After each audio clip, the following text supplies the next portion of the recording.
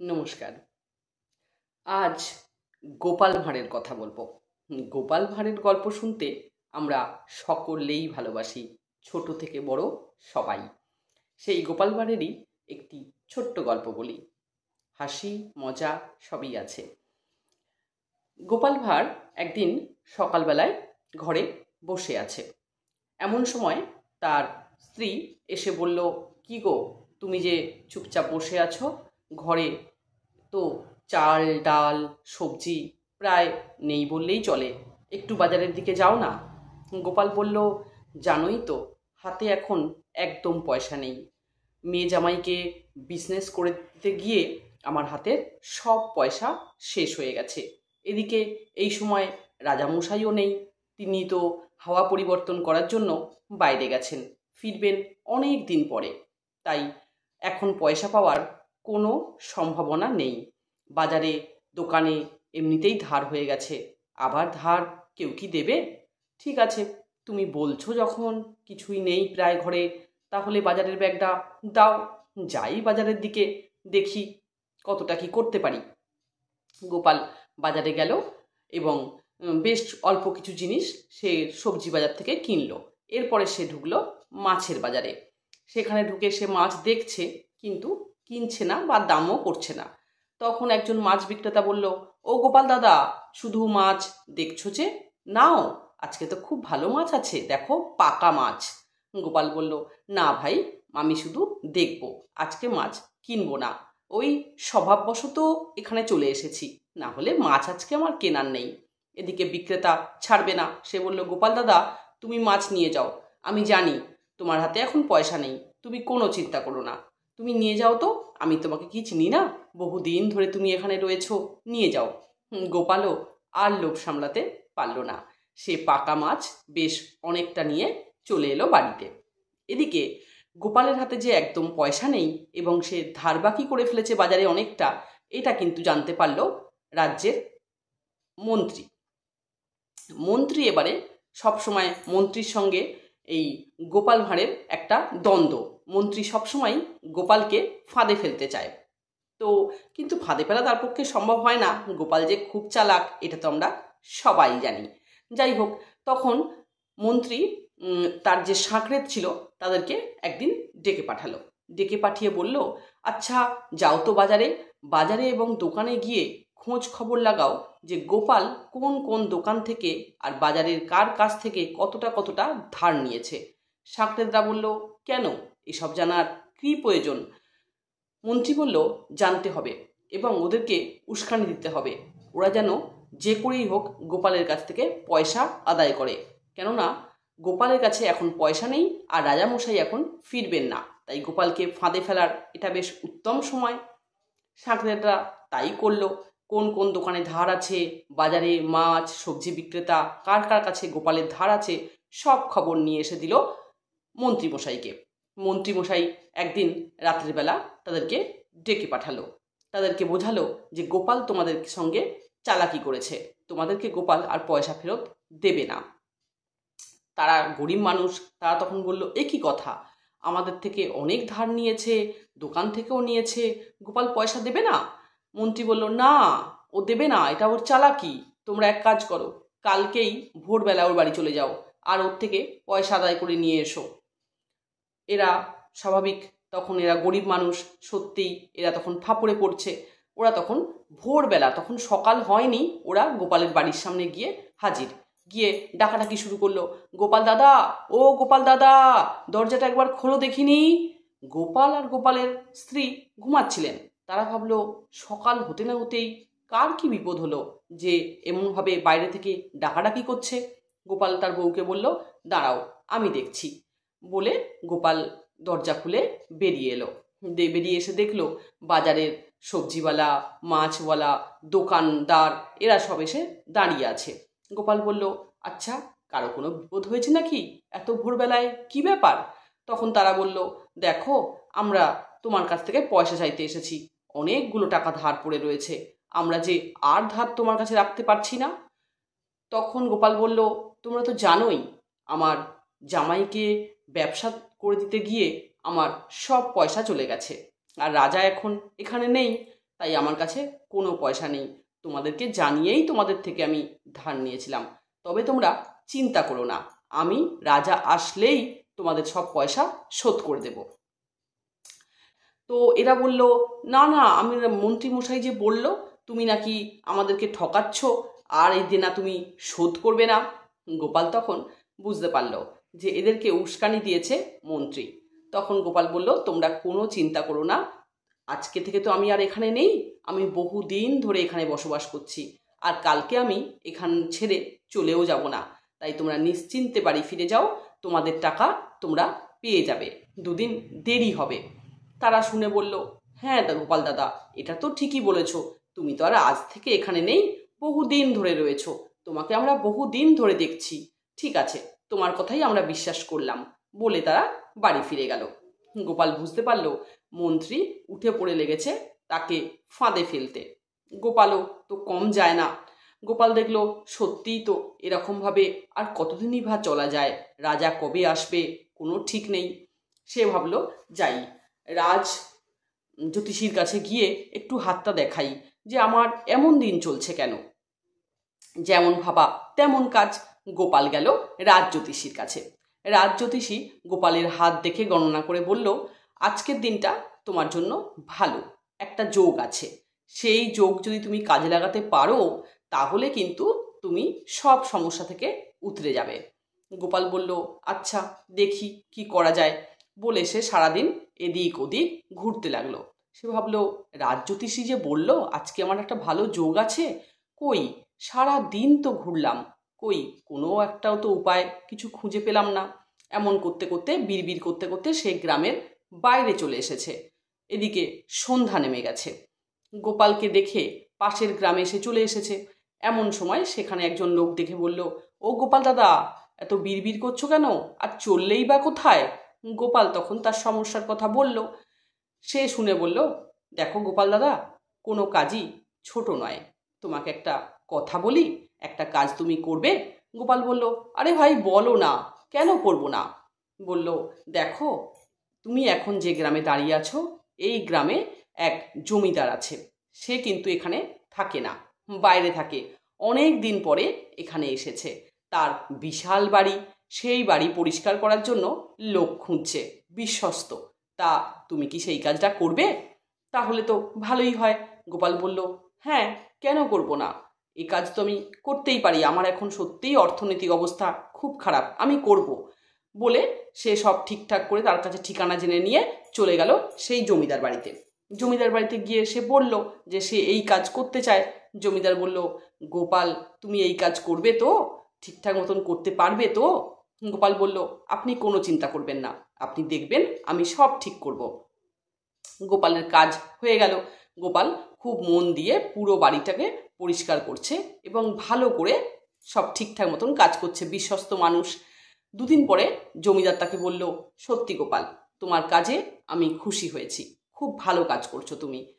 আর দেখো এই বাড়িতে যা যা জিনিসপত্র রয়েছে, আমি এত জিনিস রাখতে চাই না, কিছু কিছু জিনিস বাড়ি থেকে ফেলে দিতে চাই, তা তুমি দেখো তো কোনগুলো প্রয়োজন নেই, সেগুলো আমি ফেলে দেব। এমন সময় গোপালের বুদ্ধি খেলে গেল। গোপাল দেখলো একটা খুব সুন্দর কলসি রয়েছে ঘরের মধ্যে এবং সেটা ফাঁকা। তো সে তখন জমিদারকে বলল, জমিদার মশাই, এই কলসিটা কি আমি নিয়ে যেতে পারি? জমিদার বলল, এই ফাঁকা কলসিটা দিয়ে তুমি করবে কি? হ্যাঁ, খুব সুন্দর দেখতে কলসিটা, তবে আমার প্রয়োজন নেই, তোমার যদি মনে হয় তুমি নিয়ে যাও। গোপাল বুদ্ধি খেলে গেল। গোপাল কি করলো, একটা সুন্দর কাপড় নিয়ে সেই কলসিটার মুখটা সুন্দর করে বাঁধলো, বেঁধে সেই কলসিটা দু হাতে করে নিয়ে সে গ্রামের, তার নিজের গ্রামে প্রবেশ করলো। সঙ্গে সঙ্গে সব লোক জড়ো হয়ে গেল। সবাই ভাবলো যে গোপাল তো জমিদারের বাড়িতে কাজ করছিল, তাই নিশ্চয়ই কোনো গুপ্তধন পেয়েছে, তাই এমন করে সে কলসিটাকে নিয়ে বাড়ি ফিরছে। এদিক ওদিক থেকে লোক দেখতে শুরু করলো। এদিকে মন্ত্রীর যে সাকরেত ছিল তারাও দেখেছে, মন্ত্রীকে ডেকে নিয়ে এসেছে। মন্ত্রীও দেখলো সত্যিই তো গোপাল গুপ্তধন পেয়েছে, এক কলসি গুপ্তধন গোপাল বাড়িতে নিয়ে ঢুকছে। ব্যাস, মন্ত্রী ভাবলো আবার কি করা যায় গোপালের সঙ্গে, কি করে ওই গুপ্তধনটা লুট করা যায় গোপালের কাছ থেকে, কেননা গোপালকে ফাঁদে ফেলাই ছিল তার কাজ। গোপাল বাড়িতে ফিরে এলো, এসে তার বউকে দেখালো। তার বউ বলল, এ আবার কি, একটা ফাঁকা কলসি, তাকে সুন্দর একটা কাপড়ের মোড়ক দিয়ে তুমি ঢাকা দিয়ে বাড়ি নিয়ে চলে এলে, এই ফাঁকা কলসিটা দিয়ে আমার হবেই বা কি? গোপাল বলল, দেখো তুমি আর আমি মিলে একটা পরিকল্পনা করি, তুমি কিন্তু এই কথা পাঁচকান করো না। গোপালের বউ ছিল খুব চালাক, সে বলল, বলো কি করতে হবে? গোপাল বলল, একটা ফোন দিয়ে এঁটেছি, মন্ত্রী আমাদের পিছনে লেগেছে, যে কোনোভাবেই আমাকে ফাঁদে ফেলতে চাইছে, এবারে আমি মন্ত্রীকে ফাঁদে ফেলবো কেমন দেখো, আর তোমার সহযোগিতা চাই, তুমি কিন্তু আমার সঙ্গে একভাবে কাজ করবে। গোপালের বউ বলল, হ্যাঁ নিশ্চয়ই, আমিও মন্ত্রীকে শায়েস্তা করাতে তোমার সঙ্গে একসঙ্গে কাজ করব। গোপাল আর বউ ঠিক করলো যে তারা পাঁচিলের ধারে গিয়ে এই গুপ্তধনের কথা বলবে, কেননা তারা জানতো নিশ্চয়ই মন্ত্রীর সাঁকরেত পাঁচিলের বাইরে দাঁড়িয়ে আছে, তাদের কথা শুনছে এবং তারা কোনো না কোনো ফোন দিয়ে আঁটবে। গোপাল আর গোপালের বউ পাঁচিলের ধারে গিয়ে বলতে শুরু করলো, দেখো বউ, কাল তুমি এক কাজ করো, এত সম্পদ তো ঘরে রাখা সম্ভব নয়, তুমি কালই বিকালবেলায় বাপের বাড়ি চলে যাও, আর কিছুটা এই ঘোড়া সমেত নিয়ে গিয়ে তোমার বাপের বাড়িতে রেখে এসো, কেননা এখানটা কিন্তু নিরাপদ নয়, গ্রামের সকলেই জেনে গেছে যে আমি গুপ্তধন পেয়েছি, এক কলসি গুপ্তধন, তুমি এক কাজ করো, কালই রেখে এসো। তার বউ বলল, হ্যাঁ হ্যাঁ, কোনো চিন্তা করো না, কালকে দুপুরবেলা খেয়ে দেই আমি একটা গরুর গাড়ি ডেকে দিও, গরুর গাড়ি করে আমি এই কলসি নিয়ে আমার বাপের বাড়িতে চলে যাব। সাঁকরেদরা শুনে নিয়েছে, তারা গিয়ে মন্ত্রীকে খবর দিয়েছে। মন্ত্রী ভাবলো, ও গুপ্তধন এখন গোপাল তার শ্বশুর বাড়িতে গিয়ে রেখে আসবে এবং নিয়ে যাবে তার বউ, দাঁড়াও ব্যবস্থা করছি।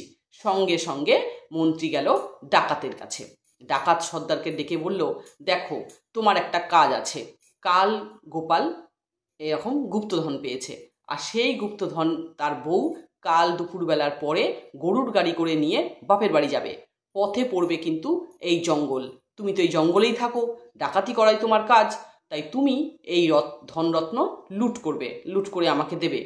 তখন ডাকাত বলল, দেখুন গোপালকে লুট করার ইচ্ছা আমার নেই, কেননা আমি ধনীদের লুট করি, অন্য কাজ করি, এই সামান্য ধন সম্পদ লুট করা আমার কাজ নয়। কিন্তু মন্ত্রী শুনবে না, বলল, দেখো আমিও এর ভাগ তোমাকে দেব, তোমাকে এই কাজটা করতেই হবে, না হলে কিন্তু তোমার নামে আমি রাজাকে নালিশ জানাবো। তখন ডাকাত কি আর করবে, সে তখন রাজি হলো, বলল, ঠিক আছে, কালকে সন্ধ্যাবেলা যখন সে এই জঙ্গলের পাশ দিয়ে যাবে তখন আমরা তাকে ধরব। যাই বলা সেই কাজের মতন তারা রেডি হয়ে দাঁড়িয়ে রইল জঙ্গলে। এদিকে গোপালের বউ দুপুরবেলায় বেশ ভালো করে খাসির মাংস কষিয়ে আর অনেকটা ভাত রান্না করে সেই গরুর গাড়ির মধ্যে তুলে নিয়েছে, আর সেই ফাঁকা কলসিটা যেমন করে মোড়ক বাঁধা ছিল তেমন করেই নিয়েছে। এই যেই সে জঙ্গলের মধ্যে ঢুকেছে সন্ধ্যাবেলায়, অমনি ডাকাত দল সামনে এসে হাজির। এসে তারা বলল, মা ঠাকুরুন, আপনি নেমে যান গাড়ি থেকে, আর ওই কলসিটা আমাদেরকে দিয়ে দিন। তখন গোপালের বউ বলল, কেন, তোমাদেরকে এই কলসিটা দেব কেন? তখন বলল, না এটা আমরা নেবই, এর মধ্যে আমরা জানি অনেক মোহর আছে, অনেক গুপ্তধন আছে। তখন এবার গোপালের বউ নেমে গাড়ি থেকে নেমে হা হা করে হাসতে লাগলো। ডাকাত বলল, মানে কেন, আমরা আপনাকে ধরেছি, লুট করছি, আর আপনি হাসছেন?